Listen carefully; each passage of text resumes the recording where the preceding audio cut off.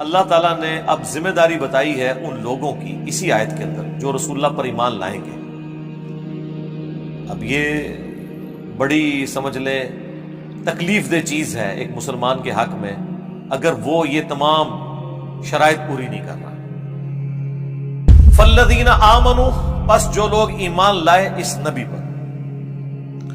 ہمارا تو دین و ایمان بس یہیں پہ ختم ہو جاتا ہے عام مسلمانوں کا، لیکن اللہ تعالیٰ یہاں پہ بات ختم نہیں کر رہا۔ اب سنتے جائیں کہ ذمہ داریاں کیا ہیں۔ فالذین آمنوا بہ، بس جو لوگ ایمان لائے اس نبی پر، وعزروہ، اور ان کی عزت کی، تعظیم کی، اور صرف تعظیم نہیں کرنی، وَنَصَرُوهُ، اور ان کی مدد بھی کرنی ہے۔ یہ مدد وہ نہیں ہے کہ ہم نبی کے مشکل کشا بن گئے، نہیں، یہ تو یہی کہتے ہیں جو حضرت عیسیٰ نے کہا من انصاری اللہ قال الحواریون نحن انصار اللہ، یہ ہمارے علماء لوگوں کو سکھا رہے ہوتے ہیں غیر اللہ سے مدد مانگنے کے لیے۔ تو اس کی ذرا تشریح بھی کر دیں اور پھر بتائیں کہ حضرت عیسیٰ کے صحابہ حضرت عیسیٰ کے مشکل کشا تھے، ہونا تو چاہیے تھا حضرت عیسیٰ ان کے مشکل کشا ہوتے، ان کے ساتھی ان کے مشکل کشا تھے، تاکہ آپ پہ 295C لگوائی جائے۔ یہ تو ہمیں کہتے ہیں بابوں کو پکارے، آپ انبیاء کو پکارے، انبیاء جو ہے وہ بابوں سے مدد مانگ کے تو بابوں کے نیچے پھر لگ رہے ہیں، یہ تو بڑی توہین آمیز چیز ہے۔ تو حواریوں نے کہا ہم اللہ کے مددگار ہیں، لو جی یہ تو اللہ کے بھی مشکل کشا ہو گئے۔ انہوں نے کہا کہ ہم نحن انصار اللہ، انہوں نے کہا ہم عیسیٰ کے مددگار ہیں، ہم اللہ کے مددگار ہیں، یعنی اللہ کے مشکل کشا نہیں، مراد یہ کہ اللہ کے دین کے لیے وقت کے پیغمبر کا ہم ساتھ دیں گے، تن من دھن لٹا دیں گے، یہ مطلب ہے اس کا۔ اور صحابہ اور اہل بیت نے اس چیز کا حق ادا کیا اور مدد کی ان کی، اور صرف دین میں مدد نہیں کرنی، یہ نہ ہو کہ تقریریں کرتے رہیں اور آپ تبلیغیں کرتے رہیں اور خود جو ہے وہ یعنی دنیا جو ہے وہ ابو جہل والی گزارے اور لوگوں کو جو ہے وہ رسول اللہ کی طرف بلاتے رہیں، اور آخرت آپ امید کریں کہ آپ کو صحابہ اور اہل بیت والی نصیب ہو جائے، ایسے نہیں ہوگا۔ وَاتَّبَعُوا النُّورَ الَّذِي أُنزِلَ مَعَهُ، اور پیروی کی اس نور کی جو اتارا گیا ان کے ساتھ، یعنی قرآن۔ اولئک هم المفلحون، یہی لوگ وہ ہوں گے جو آخرت میں کامیاب ہوں گے۔ کتنی کڑی شرط لگا دی ہے، اسی پہ میں کہتا ہوں نا کہ دودھ پینے والے مجنون ہی چاہیے اللہ کو۔ غلامی رسول میں موت بھی قبول ہے، حرمت رسول پر جان بھی قربان ہے، لیکن اللہ تعالیٰ کیا کہہ رہا ہے کہ صرف یہ نعرہ بازی نہیں چلے گی۔ فالذین آمنوا بہ، پس جو اس نبی پر ایمان لائے، وعزروہ، اور ان کی عزت کی۔ عزت یہ نہیں ہے کہ یا رسول اللہ آپ کے لیے جان بھی قربان ہے اور آپ کی جوتی مبارک کا نقش جو ہے میں یہاں پہ لگا لوں گا۔ عزت یہ ہے کہ دنیا کا بڑے سے بڑا انسان ایک طرف کھڑا ہو اور رسول اللہ کا فرمان دوسری طرف ہو تو آپ نے کسی کی پرواہ نہیں کرنی، ان کو اس عزت پہ رکھنا ہے۔ ہمارے لوگ تو ماں باپ جتنی عزت بھی رسول اللہ کو نہیں دیتے، داڑھی نہیں رکھ رہے جی، ماں نے اجازت نہیں دی، جماعت سے نماز نہیں پڑھ رہے وہ ابا جی نہیں گھر سے نکلنے دیتے، اندازہ کریں آپ۔ تو وہ بخاری اور مسلم کی حدیث کہاں گئی کہ تم میں سے کوئی شخص اس وقت تک مؤمن ہی نہیں ہو سکتا جب تک کہ میں اسے اس کے ماں باپ اولاد سب لوگوں سے بڑھ کر عزیز نہ ہو جاؤں۔ وہ کدھر چلی گئی؟ اور اس سے بھی بڑھ کے سورہ توبہ کی آیت نمبر 24 کہاں چلی گئی، جس میں اللہ تعالیٰ نے دنیا کی 8 چیزیں گنوائی ہیں، کاروبار زندگی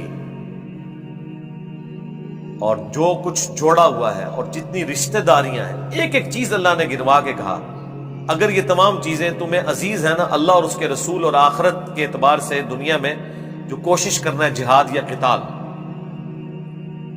اس سے بڑھ کے اگر وہ دنیا کی 8 چیزیں تمہیں عزیز ہیں تو پھر اللہ کے عذاب کا انتظار کرو۔ کتنا کریٹیکل معاملہ ہے۔ اب اللہ تعالیٰ کیا فرما رہا ہے؟ ایمان لاؤ اس رسول کے اوپر، عزت کرو، وَنَصَرُوا، صرف عزت نہیں کرنی، ان کی مدد کرنی۔ اب رسول اللہ کی مدد کرنا کیا ہے؟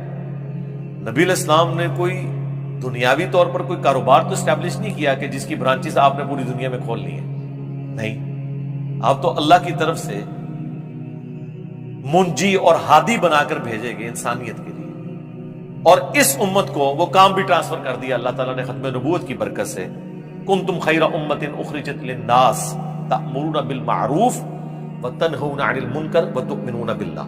تم بہترین امت ہو جو لوگوں کے نفع کے لیے نکالی گئی، لوگوں کو نیکی کی طرف بلاتے ہو، برائی سے روکتے ہو، اور اللہ پر ایمان لاتے ہو جیسا کہ ایمان لانے کا حق ہے. اچھا، ایمان تیسرے نمبر پہ ذکر ہوا ہے. کیوں؟ ایمان اللہ پر وہی صحیح معنوں میں لایا ہوا ہے کہ جو نیکی کی طرف بلائے اور برائی سے روکے. اللہ کے لیے اس کے اندر پھر حمیت ہو، لوگوں کو نیکی کی طرف بلائے اور برائی کی طرف.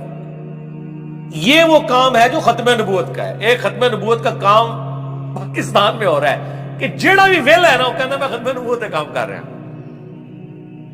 ایک وہ ختم نبوت ہوتے کام ہے. آپ دیکھ لیں جتنے بھی لوگ ہیں، اور ناصر مدری صاحب کی پھینٹی لگائی نا ایک پنڈی کے پیر صاحب نے، اینڈ پہ جب صلح ہوئی تو ان کا ہم مل کے انشاءاللہ ختم نبوت پہ کام کریں گے. یعنی جیڑا بھی ویلا بندہ ہے وہ کہتا ہے میں ختم نبوت پہ کام کر رہا ہوں. ختم نبوت پہ کام کیا ہے میں آپ کو بتاتا ہوں. ختم نبوت پہ یہ کام ہے کہ 2-4 پوسٹیں بنا دیں آپ قادیانیوں کے خلاف. یہ ان کے نزدیک ختم نبوت ہے.